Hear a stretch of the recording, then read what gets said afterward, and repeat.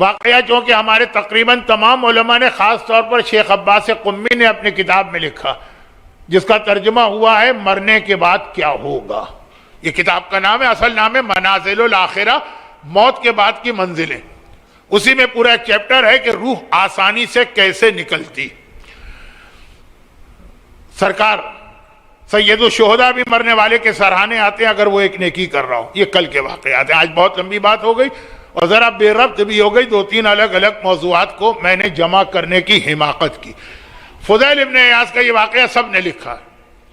شاگرد بیمار پڑا، مرنے کے قریب ہوا، مزاج پرسی کے لیے گئے. پھر کسی نے کہا کہ اس کا آخری وقت ہے سکرات. آج کل یہ وقت لوگوں پہ کم آتا ہے، ڈائریکٹ موت ہو جاتی ہے، لیکن سکرات یعنی روح نکلنے میں کچھ ٹائم لگنا. مجھے یاد ہے کہ 2-3 دفعہ باب الحوائج میں نے ڈسکس کیا وہ موت بہتر کہ یہ موت بہتر، لیکن آج تو زیادہ بہتر ہے کہ مولانا آپ ممبر سے اتر آئے. تو اس لیے میں بالکل جلدی سے اختتام پہ آ رہا ہوں.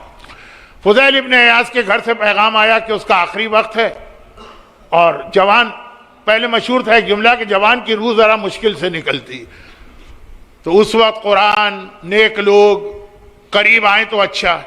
کہا حکم ہے نا کہ نجس عورت کو قریب نہ آنے دینا، رحمت کے فرشتے چلے جاتے ہیں، ایسے لوگوں کو بلاؤ جو رحمت کے فرشتے آتے ہیں، تو ان کو بلائے گئے.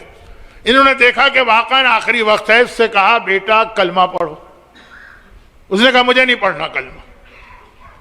انہوں نے کہا نہیں آخری وقت ہے کلمہ پڑھو. وہ غصے میں اٹھ کے بیٹھ گئے جبکہ بدن میں طاقت ہی نہیں ہے اٹھنے کی. کہا میں آپ سے کہہ رہا ہوں کہ بکواس نہ کریں، آپ بکواس کیے جا رہے ہیں، نکل جائیے میرے گھر سے. مالک مکان جب کہہ رہا ہے تو رہنا حرام ہے. نکل گئے، گھر سے باہر آئے اور گھر والوں کے رونے کی آواز آئی، یعنی فوراً موت ہو گئی. حیران و پریشان ایسا نیک طالب علم دین کی تعلیم حاصل کرنے حوضے میں آیا، باقی بظاہر سارے نیک اعمال، ایسا کہ کلمہ پڑھنے کو تیار نہیں ہوا. جو ہمارے یہاں ایک بدترین موت ہوتی ہے کہ فلاں کو تو مرتے وقت کلمہ نصیب نہیں ہوا. خدا سے بار بار دعا کی کہ کسی طرح پتہ چلے. شب جمعہ وہ خواب میں آیا، کیونکہ شب جمعہ روحیں آتی.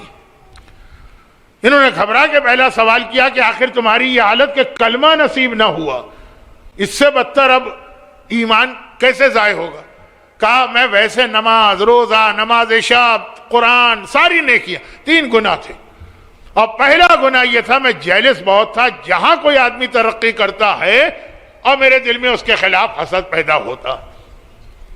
حسد ایک گناہ نہیں ہے، حسد گناہوں کی ماں.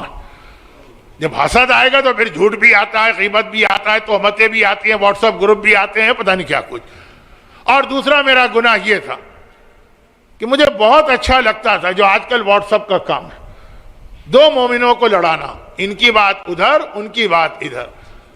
اور تیسرا یہ تھا کہ میں بیماری کے عالم میں بہت تکلیف تھی تو میں نے شراب پی لی، صرف اور صرف پین کلر کے طور پہ. کہ یہ 3 گناہ ہے کہ ایمان چلا جاتا.